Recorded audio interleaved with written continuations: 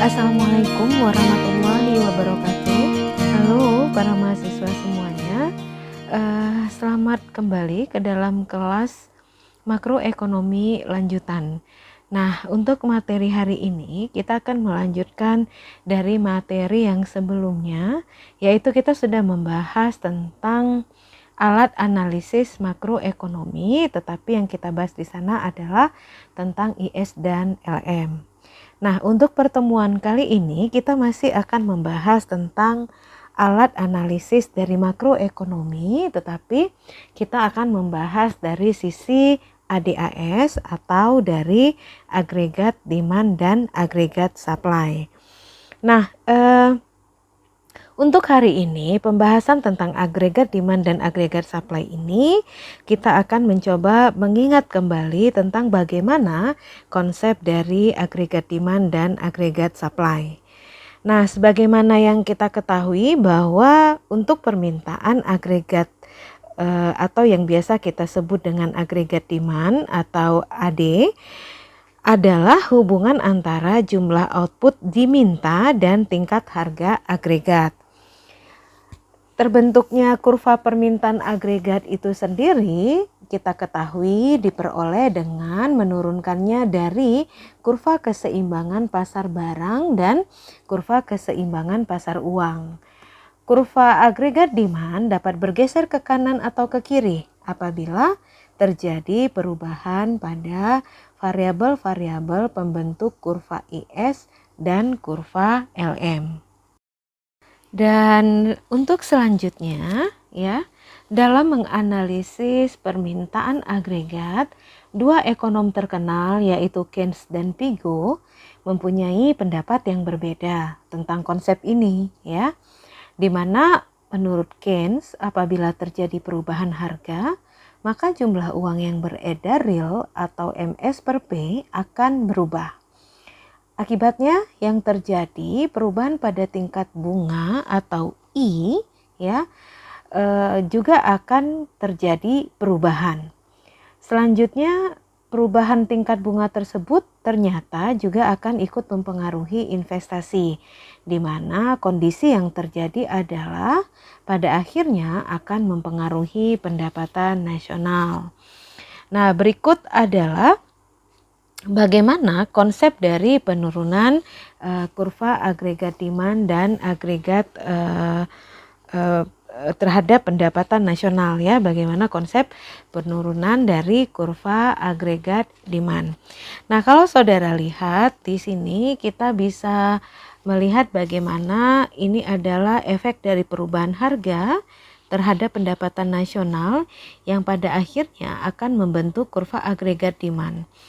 Efek perubahan harga itu akan membentuk bagaimana pola dari kurva agregat demand. Kalau saudara lihat ini adalah untuk pengeluaran agregat dan ini adalah untuk pendapatan nasional. Ketika pendapatan nasional berada pada YI ya, itu di sana kita bisa lihat ini adalah AE atau pada tingkat harga pertama. Ketika terjadi peningkatan dari pendapatan atau ketika terjadi perubahan tingkat harga dari P1 dari dari P0 kepada P1 ya. Kalau ini adalah perubahan tingkat harga setelah terjadi penurunan dari tingkat harga yang pertama atau sebesar P0 ya, maka terjadi perubahan pendapatan nasional. Kalau pada tingkat harga P0 pendapatan nasional itu sebesar Y0, kemudian terjadi perubahan harga yang mengakibatkan terjadinya penurunan tingkat pendapatan akibat adanya penurunan tingkat harga dari P0 menjadi P1.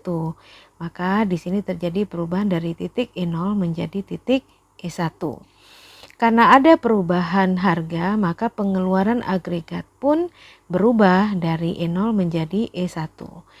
Nah, ketika harga berada pada E0 atau pada harga P1, ya, kemudian turun menjadi P2 ya, kita tahu bahwa ketika terjadi perubahan harga atau menurunnya tingkat harga, kalau kita lihat dari sisi demand, penurunan tingkat harga akan meningkatkan tingkat konsumsi atau jumlah permintaan terhadap barang akan meningkat akibat adanya penurunan harga.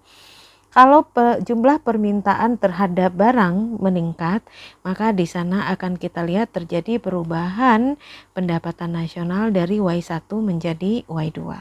Nah, kesimpulannya apa? Kesimpulannya adalah ketika terjadinya perubahan harga atau terjadinya efek perubahan harga, maka itu akan mempengaruhi pengeluaran agregat yang pada akhirnya akan membentuk kurva agregat demand secara keseluruhan atau secara agregat ya.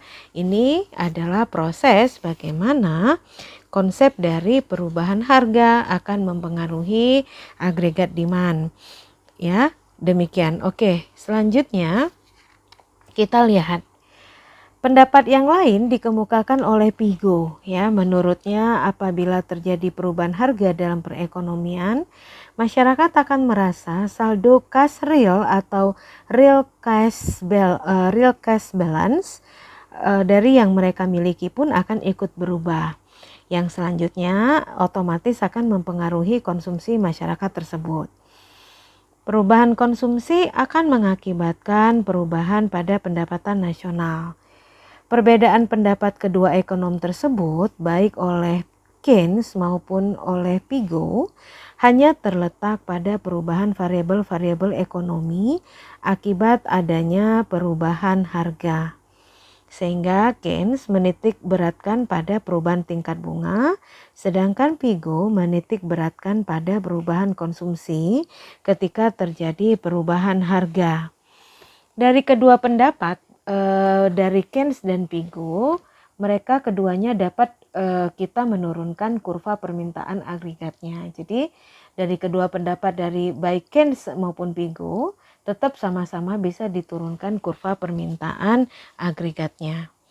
Nah, ini adalah kurva permintaan agregat dari sisi pandang Keynes dan juga dari sisi pandang klasik atau dari sisi pandang Pigo ya. Tetap sama-sama bisa diturunkan agregat demand-nya. Ya, kita lihat ini akibat perubahan harga terhadap pendapatan nasional. Di sini adalah agregat demand pertama akan mengubah pada agregat demand 1, 2, 3 dan seterusnya. Nah, kalau pada pandangan klasik juga sama ya. Akan terjadi perubahan dari agregat demand pertama sampai kepada agregat demand selanjutnya. Nah, analisis agregat demand dan agregat supply itu sendiri merupakan model dari penentuan keseimbangan dengan menggunakan pemisahan harga yang berubah. Sehingga dalam analisis agregat demand dan agregat supply, penawaran agregat itu dapat dibedakan atas yang pertama, itu kita sebut sebagai penawaran agregat jangka pendek atau short run agregat supply atau biasa kita kenal dengan singkatan dari SRAS. Dan yang kedua, penawaran agregat jangka panjang atau long run agregat supply atau biasa kita kenal dengan istilah LRAS. Nah, kurva SRAS atau kurva AS adalah kurva yang terus-menerus melengkung ke atas dan akan memotong garis tegak pada YI. Ya, akan memotong pada garis tegak YI. Kemudian kurva AS semakin tinggi tingkat kenaikannya. Jadi ketika kurva itu memotong pada garis tegak pada Y ya, pada bukan YI ya, pada Y1, maaf, pada Y1 ya, pada Y1 maka kurva AS semakin tinggi dia akan semakin mengalami kenaikan. Nah, di sini kita bisa lihat bahwa ini adalah kurva SRAS ya, di mana dia akan memotong pada YI atau Y1 ini, dia akan memotong ya Saudara lihat dia akan memotong dan terus meningkat ya, yang menunjukkan ketika terjadi peningkatan dari agregat supply jangka pendek atau short run, dia akan terus meningkat dan memotong pada kurva LRAS atau long run agregat supply, yang artinya kurva AS akan semakin tinggi tingkat kenaikannya ya, itu dia. Oke, selanjutnya penawaran agregat atau agregat supply atau AS adalah hubungan antara jumlah barang dan jasa yang ditawarkan dan hubungan dengan tingkat harga. Jadi di sana ada hubungan antara jumlah barang dan jasa yang ditawarkan dengan tingkat harga. Nah, model penawaran agregat secara klasik itu dibentuk dari fungsi faktor produksi. Sehingga secara umum fungsi dan faktor produksi adalah fungsi dari modal atau kapital dan tenaga kerja atau labor. Karena jumlah output yang diproduksi itu sendiri sangat tergantung pada jumlah modal dan tenaga kerja. Sehingga kita bisa mendapatkan model penawaran klasik itu sebagai berikut. Model penawaran klasiknya adalah Y sama dengan fungsi dari K dan L, di mana Y sama dengan total output dan K sama dengan kapital atau modal, serta L sama dengan labor atau tenaga kerja. Dan dalam jangka panjang, perusahaan biasanya menawarkan barang dan jasa dengan harga yang fleksibel. Dan dalam jangka pendek, tingkat harga umumnya justru akan bersifat kaku. Sehingga penawaran agregat sangat bergantung pada horizon waktu. Hal ini juga menyebabkan perbedaan antara penawaran agregat jangka panjang atau long run agregat supply dan penawaran agregat jangka pendek atau short run agregat supply. Nah, adik-adik mahasiswa, penawaran agregat dalam jangka panjang biasanya akan bersifat vertikal. Mengapa? Karena dalam jangka panjang, tingkat harga adalah fleksibel dan pergeseran dalam permintaan agregat akan mempengaruhi tingkat harga. Tetapi output perekonomian akan tetap pada kondisi tingkat alamiah. Ya. Sehingga pada jangka pendek dapat kita lihat tingkat harga akan bersifat kaku. Mengapa? Karena pada saat tingkat harga itu bersifat kaku, maka penawaran agregat pun akan bersifat horizontal. Dan pergeseran permintaan agregat akan menyebabkan terjadinya fluktuasi pada output. Untuk menjelaskan implikasi dari penawaran agregat jangka pendek ini, maka terdapat 3 model pendekatan, yaitu model harga kaku atau sticky price model. Kemudian ada pendekatan yang kedua, yaitu model upah kaku atau sticky wage model. Dan pendekatan yang ketiga yaitu model informasi tidak sempurna atau biasa kita kenal dengan istilah imperfect information model. Melalui ketiga model tersebut, kita akan melihat bagaimana implikasi dari penawaran agregat jangka pendek. Implikasi tersebut adalah membuktikan bagaimana terjadinya trade-off antara tingkat inflasi dan pengangguran. Trade-off atau pertukaran ini disebut dengan kurva Phillips yang menyatakan bahwa untuk menurunkan tingkat inflasi, para pembuat kebijakan secara sementara harus memperbesar tingkat pengangguran, dan untuk mengurangi tingkat pengangguran maka akan terjadi peningkatan inflasi, ya. Baik, selanjutnya kita akan lihat bagaimana keseimbangan jangka pendek dan bagaimana pula keseimbangan jangka panjang. Sebagaimana kita ketahui bahwa sifat utama dari kurva AD atau agregat demand adalah di mana suatu garis yang menurun dari kiri atas ke kanan bawah.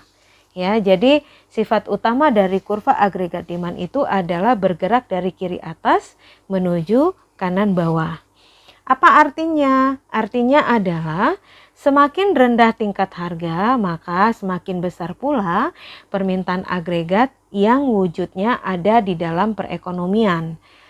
Nah, sifat kurva agregat demand ini sangat dipengaruhi oleh beberapa faktor, yaitu yang pertama dipengaruhi oleh tingkat harga dan pengeluaran rumah tangga. Kemudian yang kedua juga dipengaruhi oleh faktor tingkat harga, suku bunga, dan investasi. Dan yang terakhir sangat dipengaruhi oleh faktor tingkat harga, ekspor, dan impor. Keseimbangan pendapatan nasional merupakan nilai pertambahan dalam komponen pengeluaran agregat, kecuali impor, yaitu penambahan dari C, I, G, dan X, di mana hal tersebut akan menambah pengeluaran agregat dan pendapatan nasional. Pertambahan dalam bocoran, yaitu pertambahan S, T, dan M, justru akan mengurangi pengeluaran agregat. Lebih lanjut kita bisa melihat bahwa apapun perubahan, apakah merupakan pertambahan pada C, I, G, atau X, maupun efeknya kepada pertambahan pengeluaran agregat dan pendapatan nasional adalah sama, yaitu delta Y sama dengan multiplier dikali delta AE, di mana AE sama dengan pertambahan salah satu dari C, I, G, dan X. Dan nilai multiplier analisis dari AD, AS akan selalu lebih kecil daripada analisis Y sama dengan AE. Nah, kurva agregat supply atau AS adalah suatu kurva yang menggambarkan pendapatan nasional atau nilai barang dan jasa yang akan diproduksikan sektor perusahaan pada berbagai tingkat harga. Kurva AS menerangkan tentang pendapatan nasional yang akan diwujudkan oleh perusahaan-perusahaan pada berbagai tingkat harga. Nah, pada tingkat pengangguran yang masih tinggi, kurva penawaran agregat atau AS relatif landai. Maksudnya adalah penambahan produksi nasional dapat dilakukan oleh perusahaan-perusahaan pada harga relatif tetap. Mengapa? Karena ada dua hal yang mempengaruhinya, yaitu yang pertama, mengapa penambahan produksi nasional dapat dilakukan oleh perusahaan-perusahaan pada harga relatif tetap? Karena yang pertama, tingkat penggunaan barang modal belum mencapai kapasitasnya yang optimum. Dan yang kedua, di sana upah masih relatif tetap. Sehingga tahap ini dicapai pada bagian AB dari kurva AS, ya. Kalau kita lihat gambarannya adalah seperti ini. Nah, di sana upah masih relatif tetap. Kenapa? Karena pada tahap ini dicapai pada bagian AB, ya. Pada bagian AB ini, pada bagian AB dari kurva AS, ini adalah kurva AS. Pada bagian A dan B, dari titik B, ya, hingga ke titik C, dari titik B hingga ke titik C, ya, yaitu titik pada garis tegak pada tingkat kesempatan kerja penuh, di mana kurva AS akan bertambah, ya, kurva AS akan bertambah tingkat kenaikannya. Jadi kurva AS akan bertambah tingkat kenaikannya. Sebab, ya, kalau kita lihat lebih menjurus, coba kita lihat perlahan-lahan, ya. Pada tahap ini dikatakan upah masih relevan atau masih relatif tetap. Kenapa? Karena pada tahap ini di bagian AB dari kurva AS ini akan terlihat bagaimana titik B itu hingga ke titik C, dari titik B hingga ke titik C, yaitu antara B dan C ini yaitu titik pada garis tegak pada tingkat kesempatan kerja penuh. Nah, ini titik pada garis tegak. Ini dia yang membawa kepada garis tegak yang kondisinya terjadi pada kesempatan kerja penuh atau full employment, di mana kurva AS setelah titik C ini, kurva AS akan meningkat atau kurva AS akan bertambah tinggi kenaikannya. Nah, ini dia. Kalau kita sejajarkan akan bertambah tinggi tingkat kenaikannya. Mengapa hal ini terjadi? Sebab pengangguran sudah semakin merosot dan kapasitas pabrik-pabrik sudah mencapai titik optimum. Sesudah tingkat kesempatan kerja penuh, maka kurva AS keadaannya akan semakin tegak. Nah, ini nanti pada akhirnya kurva AS itu akan semakin tegak, ya. Baik, next kita lihat dua penyebab dari bentuk kurva AS yang melengkung ke atas. Nah, dua sebab dari kurva AS itu melengkung ke atas. Kenapa dia? Ini kan melengkung ke atas ya. Kenapa dia melengkung ke atas? Nah, ada dua penyebab dari bentuk kurva AS itu sampai melengkung ke atas. Yang pertama yaitu karena adanya ciri-ciri fungsi, ya, karena adanya ciri-ciri fungsi produksi, dan yang kedua karena adanya ciri-ciri pasaran tenaga kerja. Efek hukum hasil tambahan yang semakin berkurang dalam jangka pendek, fungsi produksi dapat dinyatakan dengan menggunakan persamaan berikut, yaitu Q, ya, yaitu Q sama dengan fungsi dari L, ya. Q sama dengan fungsi dari L. Apa artinya? Artinya adalah jumlah output atau nilai produksi real itu sangat ditentukan oleh jumlah tenaga kerja yang digunakan. Di mana semakin tinggi tingkat harga, maka semakin besar pula jumlah barang yang diproduksikan dan ditawarkan para pengusaha. Nah, ada beberapa faktor yang mempengaruhi bentuk kurva agregat supply. Yang pertama adalah pasaran tenaga kerja dan kurva penawaran agregat. Semakin tinggi tingkat harga, semakin banyak pendapatan nasional real yang ditawarkan perusahaan dalam perekonomian. Kemudian yang kedua, ya, faktor yang kedua yang mempengaruhi bentuk kurva agregat supply adalah tingkat pengangguran dan tingkat kenaikan upah. Terdapatnya hubungan yang negatif antara kenaikan tingkat upah dengan tingkat pengangguran. Di mana kurva Phillips, ya, di sana ada kurva Phillips yang akan menjelaskan tentang mengapa adanya hubungan yang negatif antara kenaikan tingkat upah dengan tingkat pengangguran. Kurva Phillips yaitu kurva yang menerangkan ciri perhubungan antara yang pertama, tingkat kenaikan upah dan tingkat pengangguran. Dan yang kedua, tentang tingkat inflasi dan juga tingkat pengangguran.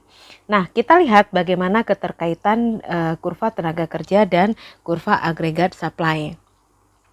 Nah, ini adalah keterkaitan antara kurva tenaga kerja dan kurva agregat supply. Di mana tadi kita sudah jelaskan bahwa salah satu faktor yang mempengaruhi bentuk kurva agregat supply adalah kurva Phillips, ya.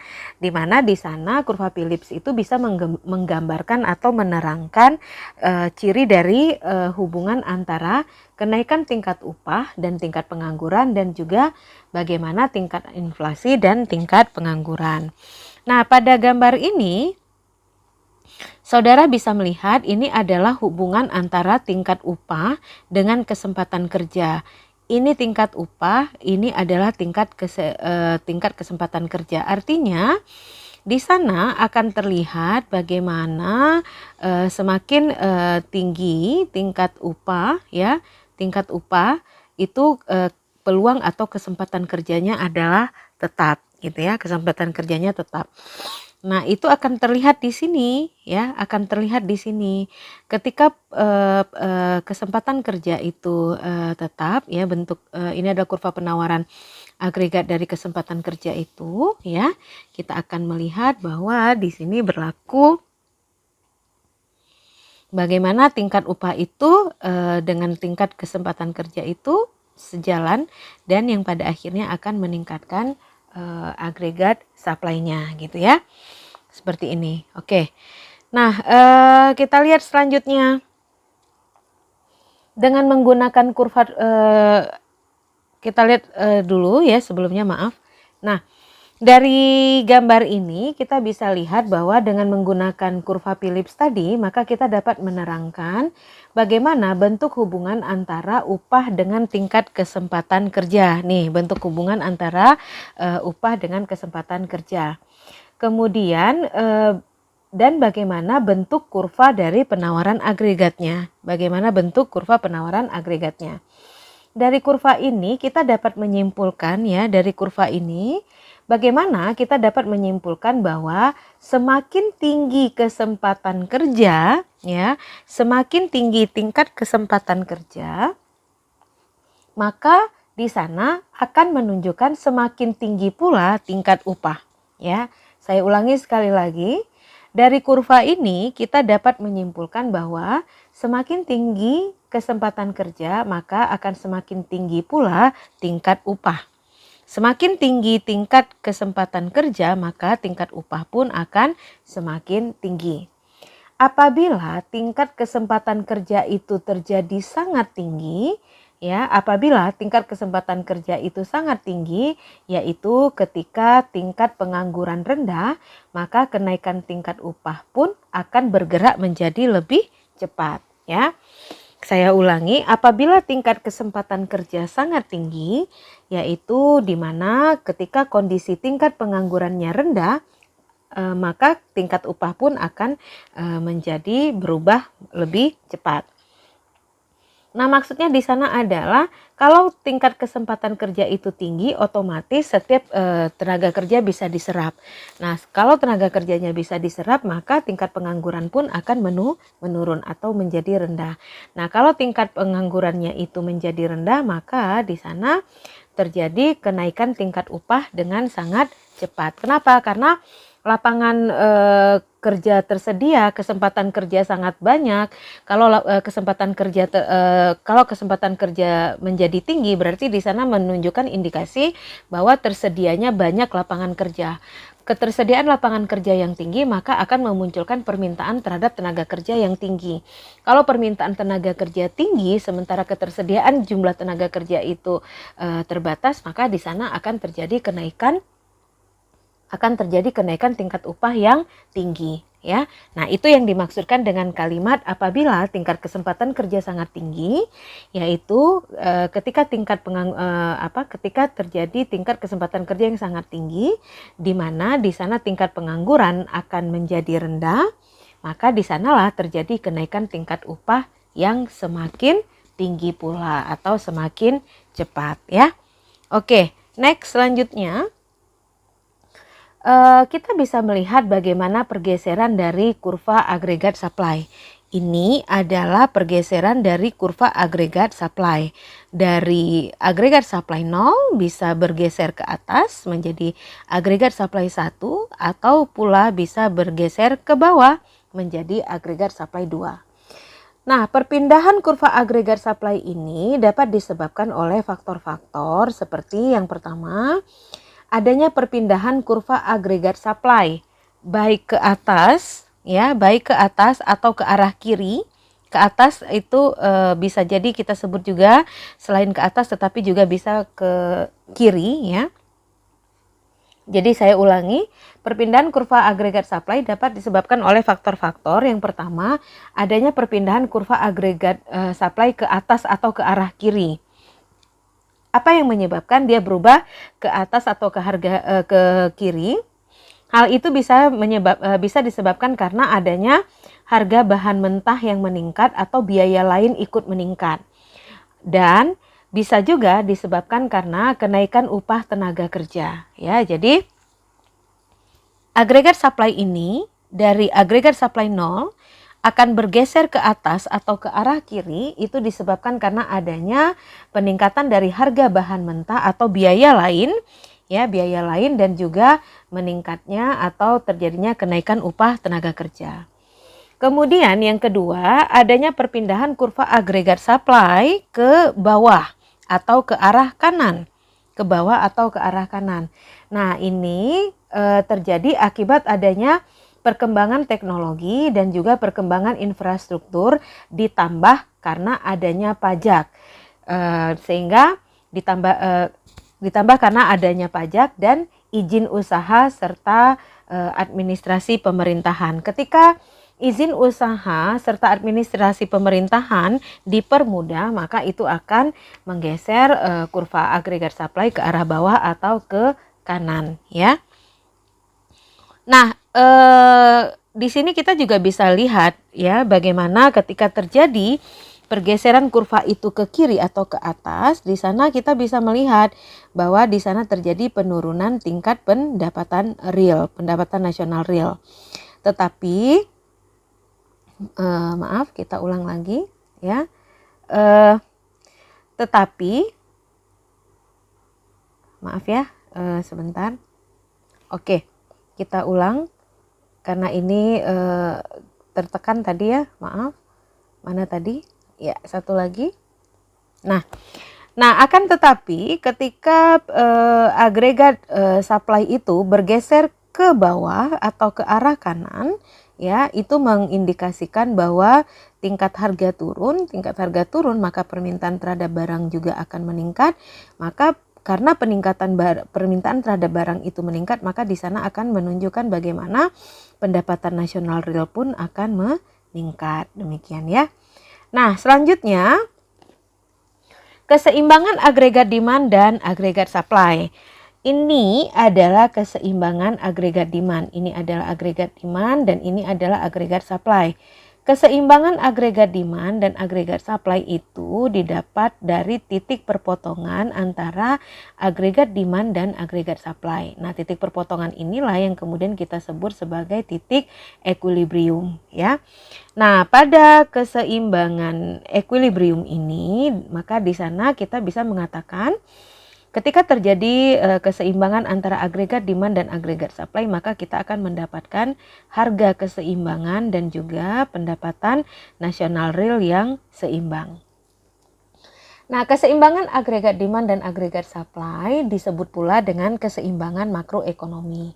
Apa artinya? Artinya adalah dalam analisa agregat demand dan agregat supply, di sana telah memasukkan unsur perubahan harga dalam analisis keseimbangannya. Nih, perubahan harga dalam analisis keseimbangannya. Perpotongan pada titik E, ya, perpotongan pada titik E berarti permintaan agregat sama dengan permintaan agregat adalah sama dengan penawaran agregat pada pendapatan nasional real sebanyak YE, ya, sebanyak YE dan tingkat harga pada PE, ya, tingkat harga pada PE. Nah, di sini ini merupakan titik keseimbangan yang menunjukkan agregat demand sama dengan agregat supply, ya, pada agregat supply, di mana di sana akan kita lihat bahwa pendapatan nasional real sebanyak YE, ini dia sebanyak YE, dan tingkat harga sebanyak PE. Nah, titik E merupakan keseimbangan yang akan dicapai dalam perekonomian karena perusahaan tidak akan menambah atau mengurangi output yang akan diproduksi. Ya, jadi ini merupakan titik keseimbangan. Kenapa? Karena perusahaan tidak akan mungkin lagi atau tidak akan menambah atau mengurangi jumlah output yang diproduksi. Karena tidak menambah atau mengurangi jumlah output yang diproduksi, maka titik keseimbangan itu didapat di sini dengan tingkat harga sebesar PE dan pendapatan nasional sebesar YE, ya. Oke, di sini kita akan melihat bagaimana nanti akan ada efek perubahan dari agregat demand dan agregat supply, ya. Namun sebelumnya kita akan lihat dulu. Nah, ini adalah merupakan kondisi keseimbangan dari agregat demand dan agregat supply. Untuk meraih keseimbangan ini dia membutuhkan proses, ya. Proses itu terjadi karena adanya ekses demand dan juga adanya excess supply. Nah, yang mana yang dimaksud dengan excess demand? Ini ya dari posisi ini ya, titik ini kemari, titik ini kemari. Nah, ini disebut sebagai ke sini. Ini disebut sebagai excess demand. Dari titik A menuju titik B ini disebut dengan excess supply. Ya, ini disebut dengan excess supply. Apa yang dimaksud dengan excess supply? Excess supply itu adalah suatu kondisi di mana terjadinya kelebihan penawaran daripada permintaan. Jadi excess supply itu terjadi apabila excess supply itu sebentar ya, biar gampang. Nah, excess supply itu ya, excess supply itu terjadi pada saat AS lebih besar daripada AD. Kemudian yang dimaksud dengan excess demand adalah ketika AS lebih kecil daripada AD. Atau sebaliknya sama dengan AS ya, atau sebaliknya AD lebih kecil daripada AS. Nah, ini sama juga artinya AD lebih besar daripada AS. Nah, itu yang dimaksud dengan kondisi keseimbangan ya. Oke, next. Nah, efek dari pergeseran dari kurva AD dan AS itu bisa kita lihat. Yang pertama, kita akan melihat dari efek perubahan kurva agregat demand. Perubahan dalam permintaan agregat yang tidak diikuti oleh perubahan penawaran agregat akan menimbulkan perubahan harga dan pendapatan nasional real ke arah bersamaan, yaitu kedua-duanya meningkat atau kedua-duanya akan merosot. Itu dia. Nih ya, kondisinya perubahan agregat demand dan AS kalau seandainya efek perubahan itu menimbulkan perubahan harga ya, yang terjadi perubahan harga yang membuat pendapatan real dan penawaran agregat itu sama-sama merosot, atau keduanya meningkat atau keduanya merosot. Jadi begini, efek perubahan agregat demand itu kalau seandainya permintaan agregat yang tidak diikuti oleh penawaran agregat maka akan menimbulkan perubahan harga dan pendapatan nasional real ke arah bersamaan. Ke arah bersamaannya antara dua, apakah dua-duanya meningkat atau kedua-duanya itu merosot. Kalau pengaruhnya negatif maka kedua-duanya akan merosot. Tapi kalau pengaruhnya positif maka kedua-duanya itu akan meningkat gitu ya. Kalau dia positif dia akan meningkat, kalau dia negatif dia akan merosot. Itu kalau dari sisi agregat demand-nya. Tapi kalau dari sisi efek perubahan agregat supply, maka analisisnya yaitu mengenai perubahan kurva penawaran agregat supply atau AS menunjukkan bahwa perubahan tersebut akan mengakibatkan perubahan harga dan pendapatan real ke arah yang bertentangan. Jadi begitu, kalau dia bergeser ke kiri, nah ini bisa jadi dua-dua mereka merosot. Tetapi kalau dia bergeser ke kanan, dua-dua bisa jadi meningkat. Nah, itu kalau misalnya pada AS justru ya.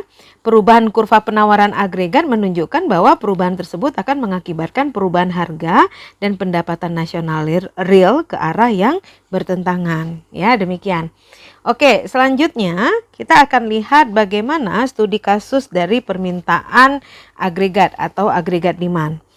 Kurva permintaan agregat atau agregat demand curve adalah kurva yang menunjukkan jumlah barang dan jasa yang ingin dibeli oleh rumah tangga, perusahaan, dan pemerintah pada setiap tingkat harga. Faktor-faktor yang menyebabkan kurva permintaan agregat mempunyai slope negatif adalah yang pertama karena adanya efek kekayaan atau tingkat harga dan konsumsi.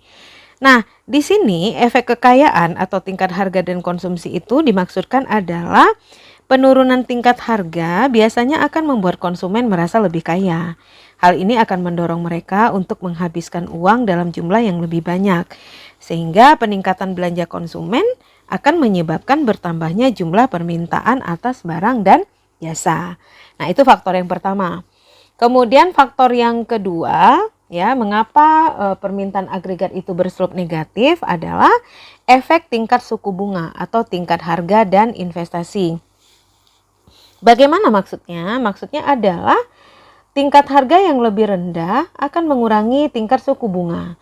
Nah, hal ini akan mendorong pengeluaran yang lebih besar pada barang-barang investasi sehingga meningkatkan jumlah permintaan atas barang dan jasa. Kemudian yang faktor yang ketiga itu adalah efek nilai tukar atau tingkat harga dan ekspor neto. Kalau di efek nilai tukar ini kita bisa melihat bahwa jatuhnya tingkat harga domestik akan menyebabkan tingkat suku bunga domestik turun. Terdepresiasinya nilai tukar real yang kemudian akan mendorong ekspor neto domestik dan meningkatkan jumlah barang dan jasa. Kemudian selanjutnya ini adalah penurunan kurva agregat demand dari IS dan LM. Ini adalah IS, ini adalah LM. Maka dapat diturunkan kurva agregat demand-nya seperti ini.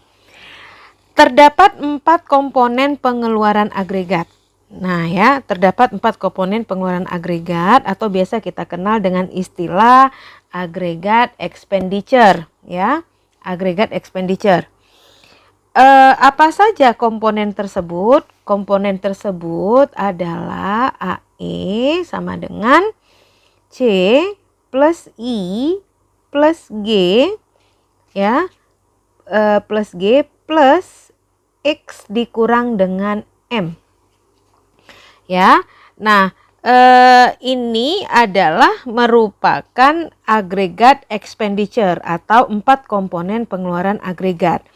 C adalah konsumsi, I adalah investasi, G adalah pengeluaran pemerintah atau biasa kita kenal dengan istilah government expenditure, X kurang M ini adalah net export, ya. Jadi net export itu adalah X dikurang dengan M, ya.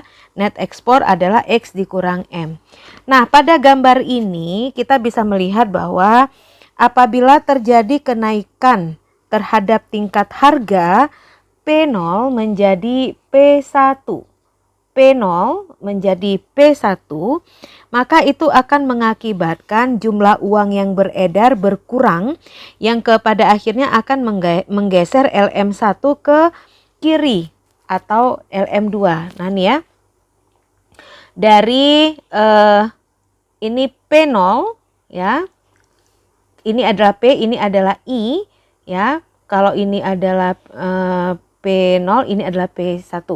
Nah, ketika harga berubah dari P0 menjadi P1, saudara lihat ya, ini P1, ini dia, harganya berubah.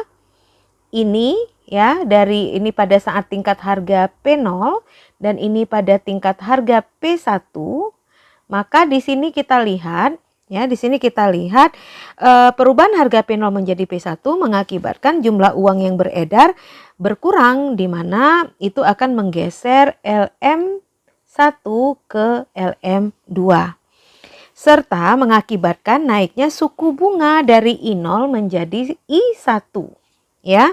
dari I0 menjadi I1. Ya, serta mengakibatkan naiknya suku bunga ya dari I0 menjadi I1. Nah, ini kebalik ya. Ini I0-nya, tingkat suku bunganya naik, ini I0 maksudnya. Ini adalah I1. Oke. Jadi suku bunganya juga ikut naik. Oke. Nah, kemudian ketika terjadinya pergeseran dari LM1 kepada LM2 serta mengakibatkan naiknya suku bunga dari I0 menjadi I1 dan maka besarnya pendapatan pun akan ikut berubah. Besarnya pendapatan itu dari dari Y1 menjadi Y0 ya. Dari Y1 menjadi Y0 ya. Sebesar Y1 ke Y0 itu ya.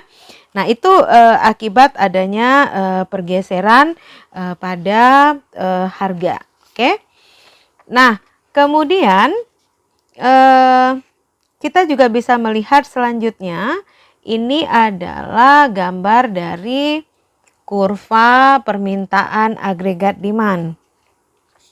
Nah, ini pada gambar kurva ini kita akan melihat bagaimana kurva permintaan agregat demand itu bekerja. Yang pertama ini adalah tingkat harga, 0 ini adalah tingkat origin, dan ini adalah kuantitas produksi.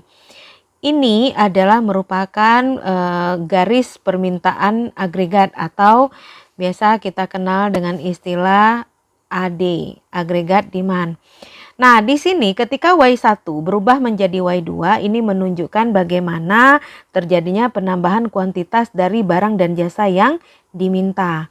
Kemudian di sini kita lihat dari P1 menuju P2 itu menunjukkan bagaimana mekanisme penurunan terhadap level harga. Artinya apa? Pergerakan kurva agregat demand ini sangat dipengaruhi oleh tingkat harga dan juga tingkat kuantitas barang. Ketika terjadi penurunan harga barang ya dari P1 menjadi P2, maka di sana terjadi penurunan harga barang yang menunjukkan terjadinya penurunan level harga. Ketika terjadi penurunan level harga ini, maka sesuai dengan hukum demand ya, hukum demand itu bila harga naik, maka jumlah barang yang diminta akan turun, dan bila harga turun, maka jumlah barang yang diminta akan naik. Nah, sesuai dengan hukum ini, ketika harga turun, maka jumlah barang yang diminta akan naik, menambah kuantitas dari barang dan jasa. Nah, sehingga Y-nya pun akan meningkat ke Y2. Demikian ya. Nah, selanjutnya kita akan melihat pula bagaimana pergeseran pada kurva permintaan agregat. Nah, ketika salah satu dari 4 komponen tadi berubah ya, komponen AE tadi ya, ketika salah satu dari komponen AE ini berubah, di mana C plus I plus G plus X dikurang M ya. Nah, ketika salah satu komponen ini berubah, maka itu akan menggeser kurva permintaan agregat dari D1 menjadi D2. Nah, jadi kondisi seperti tadi, yang tadi, coba kita lihat. Nah, kondisi seperti ini, dia akan terjadi seperti ini karena adanya asumsi ceteris paribus, ya. Nah, kalau seandainya terjadi pelanggaran dari asumsi ceteris paribus, itu yang menyebabkan salah satu dari 4 komponen AE ini berubah, ya, salah satu dari 4 komponen AE ini berubah, apakah C atau I atau G atau net ekspor yang berubah, salah satu dari ini yang berubah, maka akan terjadi pergeseran pada kurva permintaan agregat. Nah, pergeseran ini biasa kita kenal juga dengan istilah shifting. Jadi kesimpulannya shifting ini terjadi bila adanya pelanggaran ya, pelanggaran asumsi ceteris paribus. Apa pelanggaran asumsi ceteris paribus? Bahwa salah satu dari komponen AE ini berubah. Ketika terjadi perubahan maka akan menggeser dari kurva agregat demand atau permintaan agregat. Oke, next selanjutnya. Ada beberapa kasus ya, ada beberapa kasus yang bisa kita lihat untuk masalah dari agregat demand dan agregat supply ini. Nah, saya kasih contoh misalnya yang pertama yaitu bagaimana pemerintah melakukan fokus saat ini gitu ya. Fokus pemerintahan saat ini yaitu di bawah pemerintahan Joko Widodo dan Yusuf Kala atau Jokowi pada saat itu ya.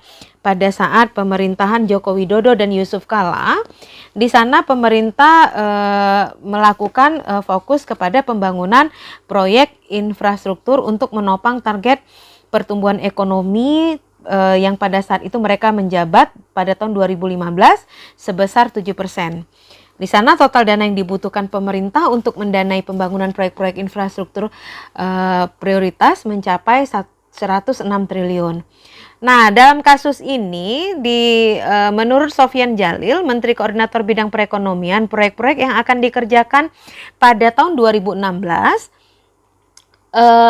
dan masuk dalam kategori prioritas adalah yang berkaitan dengan program peningkatan ketahanan pangan, irigasi, serta pelabuhan. Sehingga Menteri Keuangan, Menkeu, kemudian Menteri Keuangan Bambang Brojonegoro juga menyebutkan setelah Undang-Undang Anggaran Pendapatan dan Belanja Negara Perubahan APBNP tahun anggaran 2015 disetujui oleh DPR dan pemerintah Presiden Joko Widodo, maka anggaran infrastruktur akan bisa meningkat lebih dari 100 triliun. Di mana Kementerian Pekerjaan Umum memperoleh alokasi anggaran sebesar 81,3 triliun. Sementara itu, Kementerian Perhubungan mendapatkan alokasi sebesar 44,9 triliun rupiah.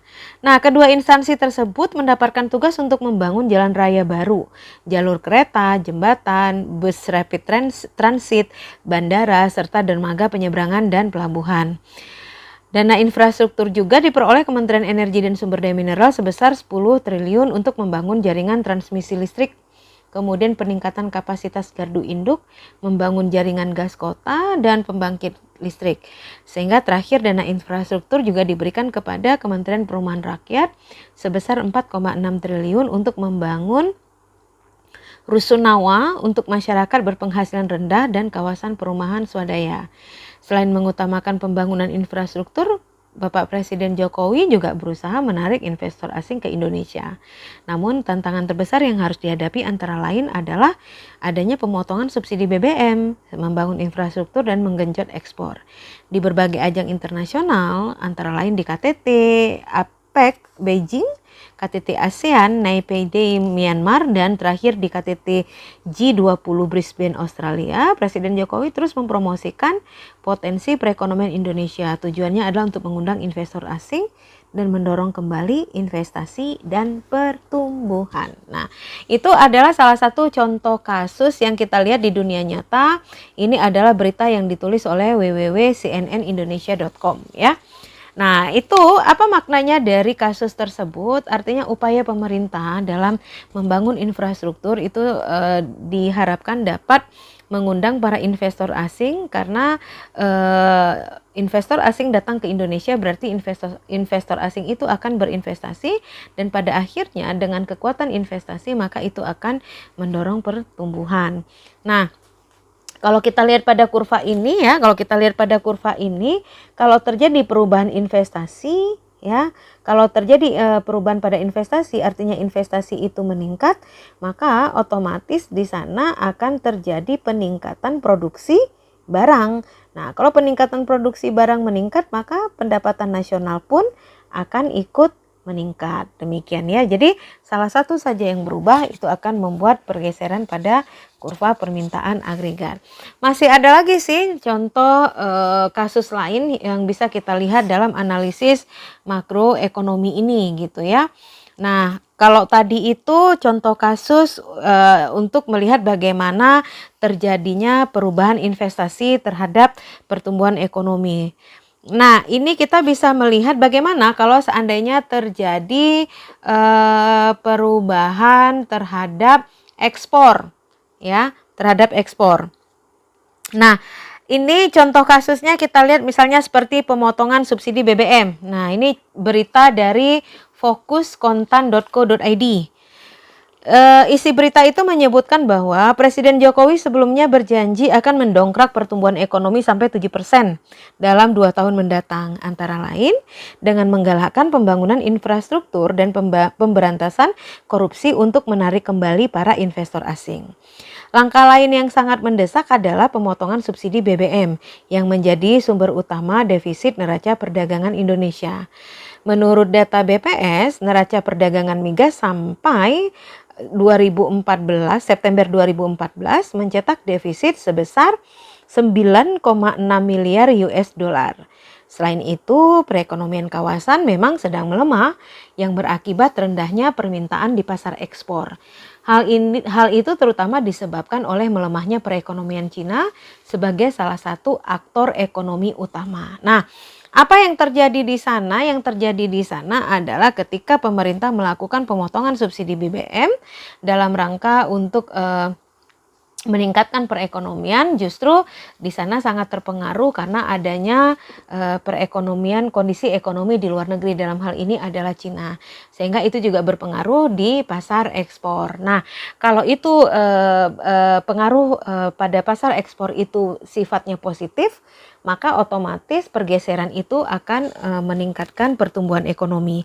Tetapi dalam kasus ini akibat adanya pemotongan dari BBM itu justru memberikan dampak negatif, ya kan, dampak negatif karena pemotongan subsidi BBM mengakibatkan harga BBM menjadi naik.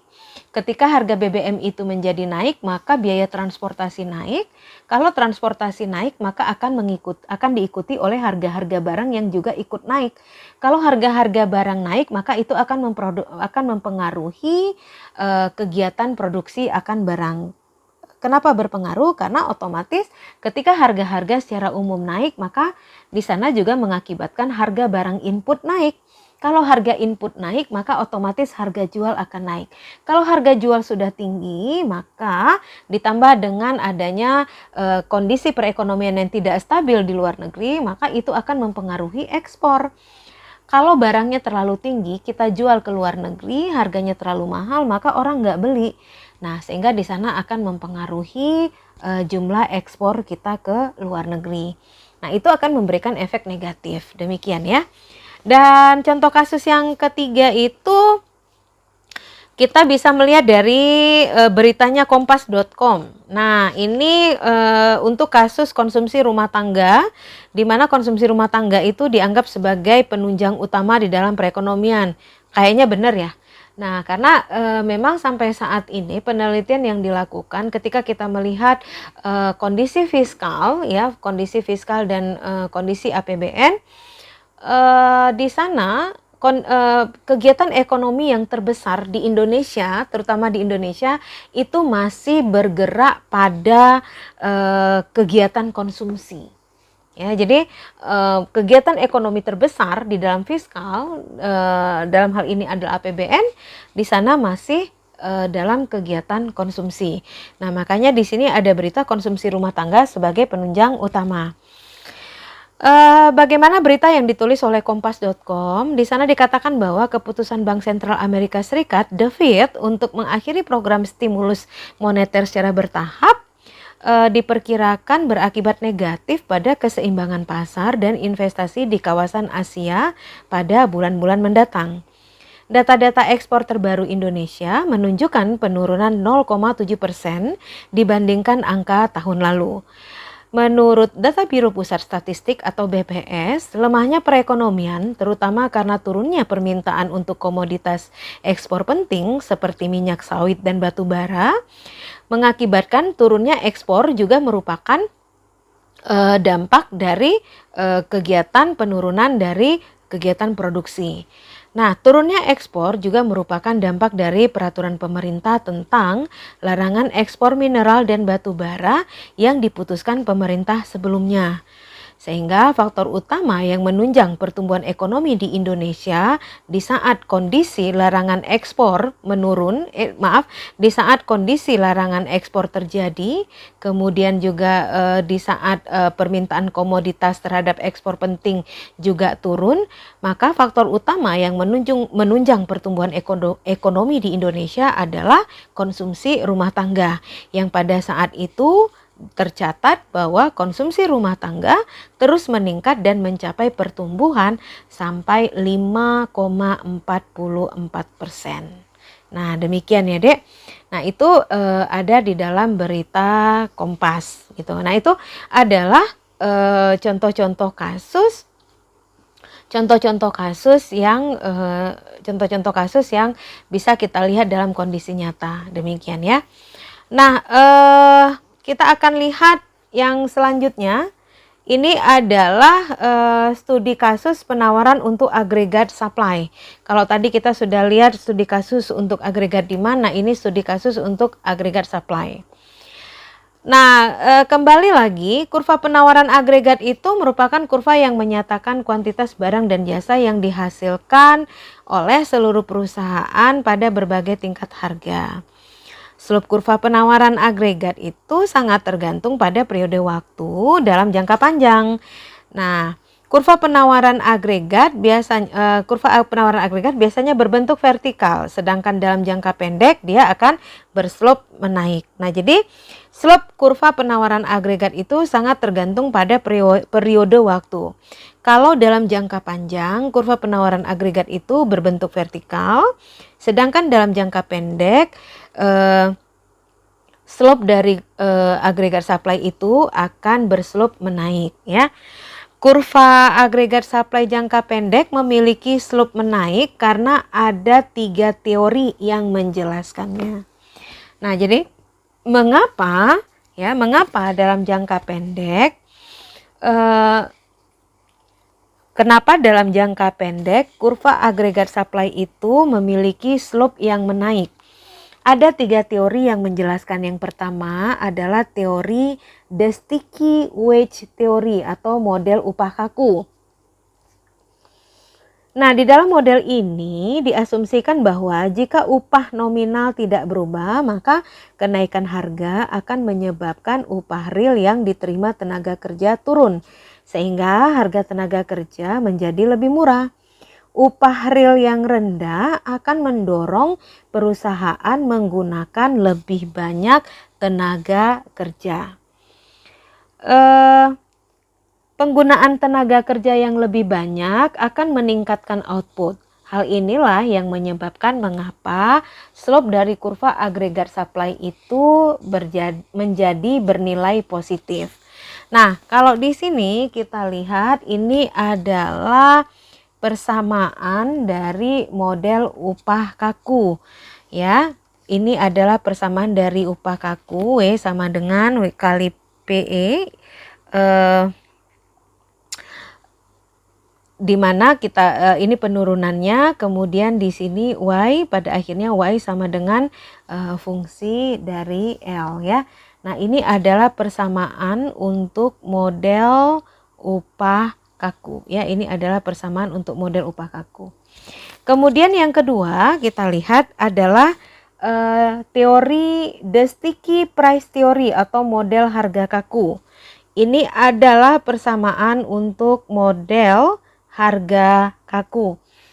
Model harga kaku itu mengasumsikan bahwa dalam jangka pendek perusahaan tidak dapat menyesuaikan harga secara instan terhadap fluktuasi ekonomi. Hal ini dikarenakan adanya harga yang sudah ditetapkan oleh kontrak jangka panjang antara perusahaan dan konsumen. Bahkan tanpa kontrak formal pun perusahaan dapat mempertahankan harga agar tidak merepotkan pelanggan tetap dengan seringnya harga berubah-ubah. Serta adanya biaya yang besar untuk mencetak katalog dan mendistribusikan informasi terkait harga-harga yang baru. Sehingga walaupun harga-harga dari barang lain meningkat, tingkat produksinya tetap bertambah sehingga pendapatan pun akan tetap meningkat. Nah, hal tersebut akan menyebabkan slope kurva penawaran akan tetap menaik dari kiri bawah menuju ke kanan atas dan akan tetap memiliki nilai yang positif gitu ya. Nah, persamaan model harga kaku itu adalah seperti ini. Jadi ingat, karena ini maka kurva atau slope agregat supply itu akan tetap bergerak dari kiri bawah ke kanan atas ya. Ini akan bergerak dari kiri bawah menuju ke kanan atas. Nah, ini ya. Kita lihat untuk atau Y. Ini kita lihat untuk kurva agregat supply. Nah, kondisi ini agregat supply itu memiliki nilai yang positif ya. Kalau agregat demand dia memiliki nilai yang negatif. Kenapa dia positif? Karena kenaikan harga akan mengakibatkan terjadinya kenaikan terhadap produksi barang, ya kan? Akan ikut naik kan? Ini akan ikut naik. Kalau ini P1, ini adalah P2. P1 naik menuju P2, maka Y1 juga akan meningkat kepada Y2. Makanya dia memiliki nilai yang positif. Nah, ini adalah persamaannya ya. Persamaan untuk the sticky price theory. Oke, selanjutnya kita lihat untuk teori yang ketiga. Teori yang ketiga adalah the misperception theory atau model informasi tidak sempurna. Nah, dalam model informasi tidak sempurna ini, ya, model informasi tidak sempurna ini mengasumsikan bahwa setiap pemasok dalam perekonomian memproduksi barang tunggal dan mengkonsumsi banyak barang. Jadi dia akan memproduksi barang tunggal tetapi mengkonsumsi banyak barang. Karena jumlah barang begitu besar, para pemasok tidak dapat mengamati seluruh harga baik dalam jangka panjang maupun dalam jangka pendek. Nah, mereka memantau dengan ketat harga barang yang mereka produksi, tetapi kurang memantau harga seluruh barang yang mereka konsumsi, ya kan? Jadi mereka begitu menjaga atau memantau harga barang yang mereka produksi, tetapi mereka tidak memantau seluruh barang yang mereka konsumsi. Nah, padahal tadi kan mereka hanya memproduksi satu barang tetapi mengkonsumsi banyak barang. Nah, karena informasi yang tidak sempurna inilah mereka kadang-kadang bingung antara perubahan seluruh tingkat harga dengan perubahan harga relatif. Kebingungan ini kemudian akan mempengaruhi keputusan tentang berapa banyak yang akan mereka tawarkan.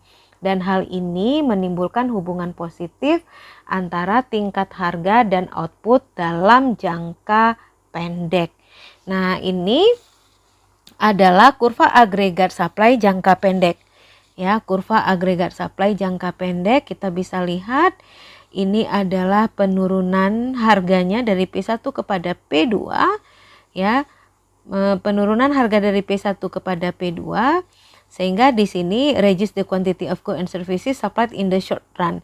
Jadi ini adalah hasil dari jumlah barang dan jasa yang disuplai dalam jangka pendek. Nah, dan kenapa bisa terjadi seperti itu? Karena seperti yang tadi mereka hanya menjaga harga atau memantau harga barang yang mereka produksi, tetapi mereka lupa atau kurang memantau harga seluruh barang yang mereka konsumsi. Karena mereka hanya memproduksi satu barang tetapi mereka mengkonsumsi banyak barang. Jadi dalam model ini kita dapat kita lihat dari kurva ini ya. Oke, next. Kita bisa lihat selanjutnya, ini adalah kurva agregat supply jangka panjang atau long run. Nah, kurva kalau tadi itu kurva dalam jangka pendek ya, short run ya. Nah, ini untuk jangka panjang. Kalau yang tadi itu dalam bentuk short run, ini dia. Dalam bentuk short run ya dengan kejadian tadi.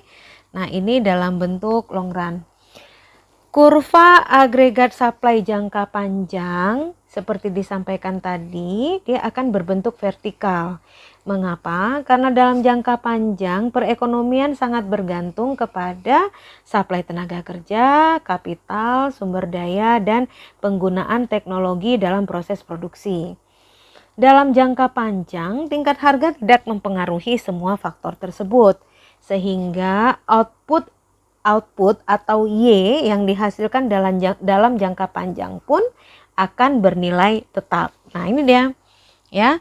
Outputnya ini adalah Y atau output, kita sebut di sini adalah Y. Nah, ini Y-nya ya.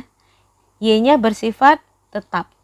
Nih, ini dalam jangka panjang.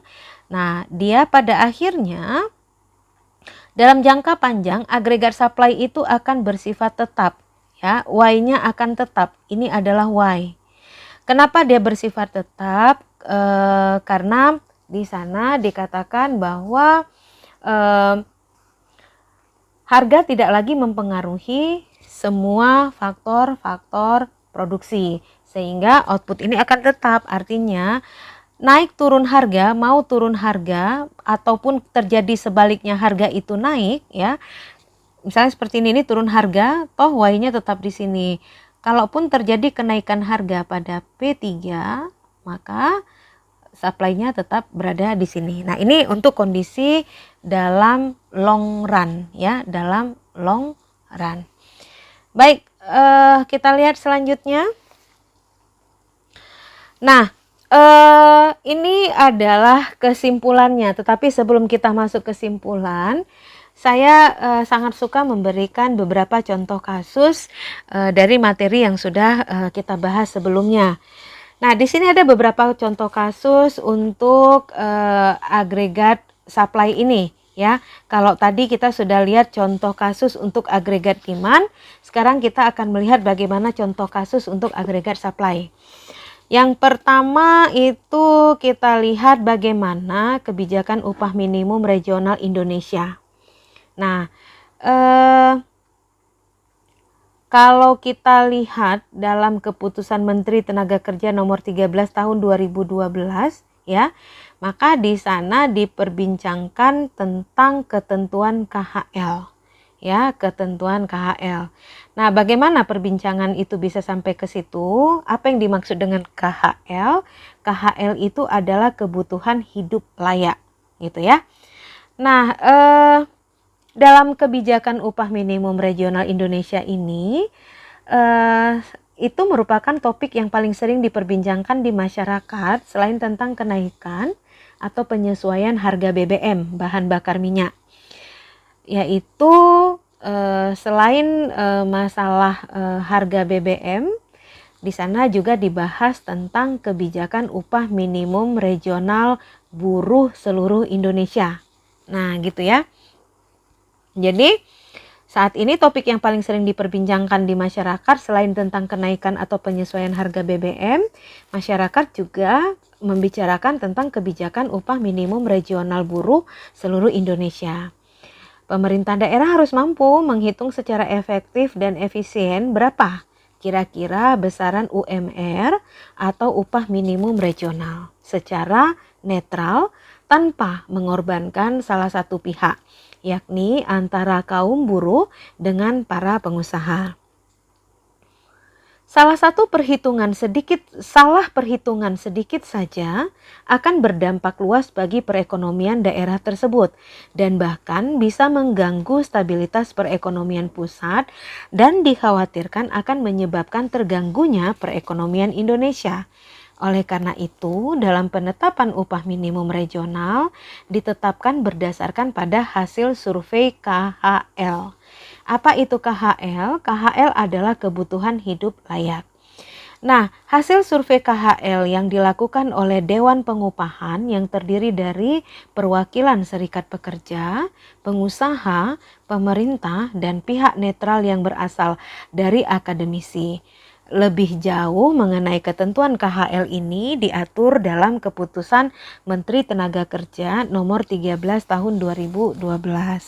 Nah, itu adalah contoh kasus untuk agregat supply, di mana di sana diwakilkan oleh kasus kebijakan upah minimum regional Indonesia. Kenapa ada upah di sana? Kenapa upah menjadi isu dalam agregat supply? Karena upah itu sangat mempengaruhi keberlangsungan kegiatan produksi. Karena tenaga kerja itu dibutuhkan sebagai input untuk menghasilkan barang. Menghasilkan barang berarti kita akan menyediakan barang yang kemudian disuplai kepada masyarakat. Nah, kalau sudah yang namanya upah berarti berhubungan dengan tenaga kerja. Sementara tenaga kerja itu merupakan input yang digunakan di dalam kegiatan proses produksi dalam rangka untuk menjamin ketersediaan supply barang dan jasa. Kemudian isu yang kedua, ya, kasus yang kedua itu tentang reaksi buruh terhadap UMR, di mana UMR itu ada UMP dan ada UMK. Mulai Januari 2013, pemerintah menetapkan upah minimal regional untuk DKI Jakarta sebesar Rp2.200.000. Artinya, para buruh menikmati upah minimum yang baru. Upah yang sudah ditetapkan itu lebih besar daripada kebutuhan hidup layak atau KHL di DKI Jakarta. Namun ternyata angka yang ditetapkan tersebut masih jauh di bawah tuntutan para buruh pada saat orasi di jalanan. Tetapi bagi mereka kenaikan UMR tahun 2013 cukup untuk melegakan hati meskipun tidak sesuai dengan apa yang mereka inginkan. Nah, demikian. Jadi itu masih membahas tentang upah tenaga kerja yang pada akhirnya akan berpengaruh kepada supply. Dan kasus yang ketiga itu dilihat dari sisi pengusaha. Ya, di lain pihak muncul reaksi atas penetapan kenaikan upah minimum regional Jakarta dan sekitarnya. Reaksi itu datang dari Kamar Dagang dan Industri atau Kadin yang mengatakan besaran angka UMR Jakarta sangatlah tidak rasional dan memberatkan pengusaha. Alasan tersebut diungkapkan karena kenaikan tersebut begitu tinggi sehingga perusahaan tidak mampu untuk membayarnya. Wakil Ketua Kadin mengungkapkan bahwa ketetapan itu harus dikaji ulang karena apabila ketetapan itu tetap dijalankan maka akan membahayakan posisi pengusaha kecil dan menengah. Bahkan bukan tidak mungkin para pengusaha itu gulung tikar karena tidak sanggup menanggung beban biaya produksi di Jakarta. Pandangan lain juga mengatakan bahwa kenaikan UMR Jakarta akan diikuti oleh kenaikan upah semua buruh lain yang sudah memiliki upah di atas UMR. Selain itu, pajak penghasilan dan iuran jam sostek yang dibayar perusahaan secara otomatis juga akan meningkat. Beban gaji inilah sekiranya sungguh memberatkan para pengusaha yang sedang bergeliat, terutama bagi pengusaha kecil dan menengah. Ditambah lagi dengan terus naiknya beban listrik dan beban bahan bakar yang terus merangkak naik. Tetapi di lain sisi banyak juga perusahaan yang sudah menetapkan ketetapan UMR Jakarta tersebut. Nah, itu adalah isu ketiga tentang bagaimana kita melihat kegiatan ekonomi dalam hubungannya dengan agregat supply. Baik adik-adik mahasiswa, sebelum saya menutup kuliah hari ini, kita akan melihat dari sekian banyak materi dari awal sampai sekarang saya sampaikan, ada beberapa kesimpulan yang bisa kita tarik. Yang pertama adalah, kesimpulan pertama menunjukkan bahwa kurva permintaan agregat atau AD adalah kurva yang menggambarkan hubungan antara jumlah output diminta dan tingkat harga agregat. Kurva AD memiliki slope negatif. Kurva AD dibentuk oleh keseimbangan Y sama dengan AE yang berlaku pada tingkat harga yang berbeda. Dalam perekonomian, pengeluaran agregat itu meliputi AE sama dengan C plus I plus G plus X dikurang M. Dengan demikian, kurva agregat demand dibentuk oleh nilai AE pada berbagai tingkat harga. Kurva agregat demand menurun ke bawah dari sisi kiri ke arah kanan dan berarti semakin rendah harga semakin besar pula permintaan agregatnya. Sifat yang demikian disebabkan oleh faktor-faktor sebagai berikut. Nah, satu ya.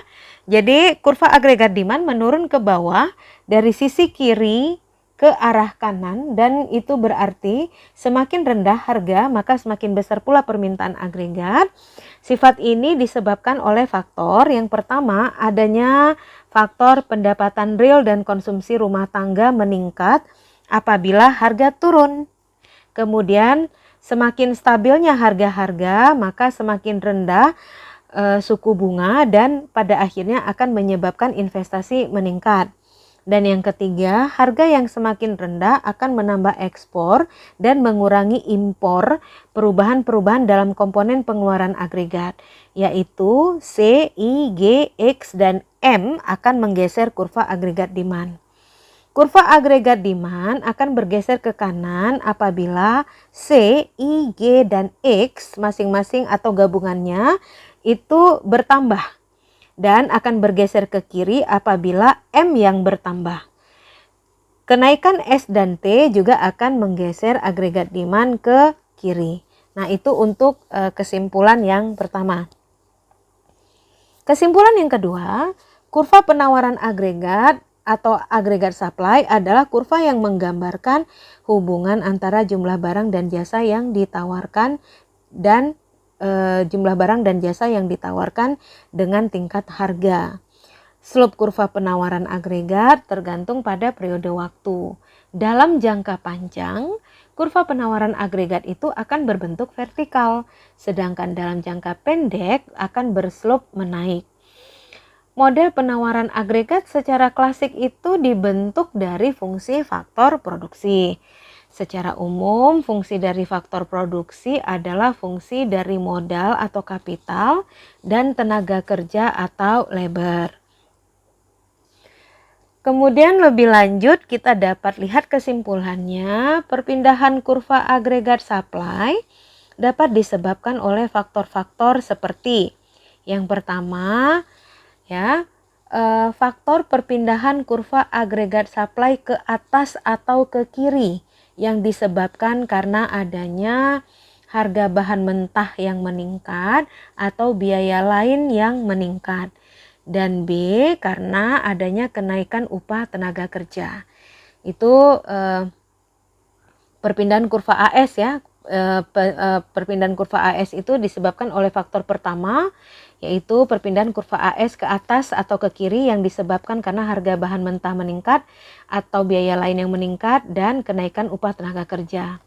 Kemudian yang kedua yang menyebabkan perpindahan kurva AS ke atas atau ke kiri karena perpindahan kurva, itu yang pertama, perpindahan kurva AS ke atas atau ke kiri disebabkan oleh harga bahan mentah yang meningkat atau biaya lain yang meningkat dan kenaikan upah tenaga kerja. Kemudian yang kedua, perpindahan kurva AS ke bawah atau ke kanan itu disebabkan karena adanya perkembangan teknologi, kemudian perkembangan infrastruktur, ditambah dengan kemudahan pajak, izin usaha, serta administrasi pemerintahan. Kesimpulan yang ketiga, keseimbangan pendapatan nasional akan dicapai apabila kurva agregat demand berpotongan dengan kurva agregat supply. Keseimbangan ini akan menentukan tingkat harga yang berlaku dalam perekonomian dan pendapatan nasional real yang akan diwujudkan. Keseimbangan ini akan mengalami perubahan dari waktu ke waktu. Secara analisis, perubahan keseimbangan itu dapat disebabkan oleh 3 faktor, yaitu perubahan agregat demand saja, perubahan agregat supply saja, dan perubahan serentak atau secara berurutan dalam agregat demand dan agregat supply.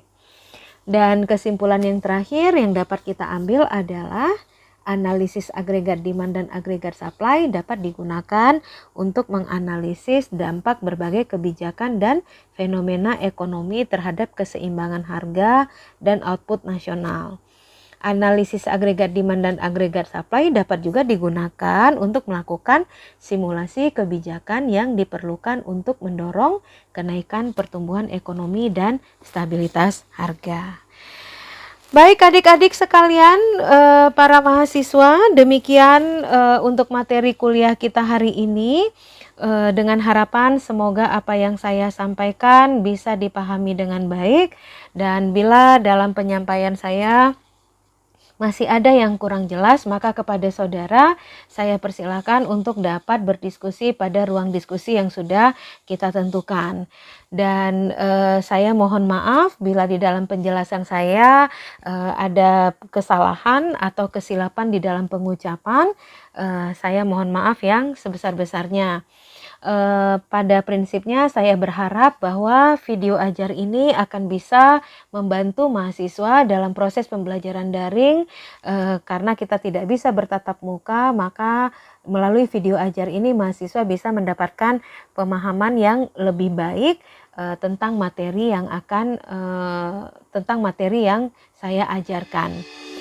Baik adik-adik, terima kasih untuk perhatiannya, dan di akhir pertemuan ini saya ingin memotivasi saudara bahwa apapun yang kita lakukan semua itu harus berasal dari keyakinan hati, ya, rasa percaya diri yang tinggi serta komitmen yang besar dari kita untuk bisa maju berdasarkan kemampuan kita sendiri. Jangan pernah bergantung terlalu banyak kepada siapapun di dunia ini, karena kita tahu bahkan bayangan milik kita sendiri pun akan meninggalkan kita saat kita berada di dalam kegelapan. Demikian adik-adik, terima kasih, semoga bermanfaat, dan sampai ketemu pada pelajaran selanjutnya. Saya akhiri dengan ucapan alhamdulillah. Billahi taufik wal hidayah. Assalamualaikum warahmatullahi wabarakatuh.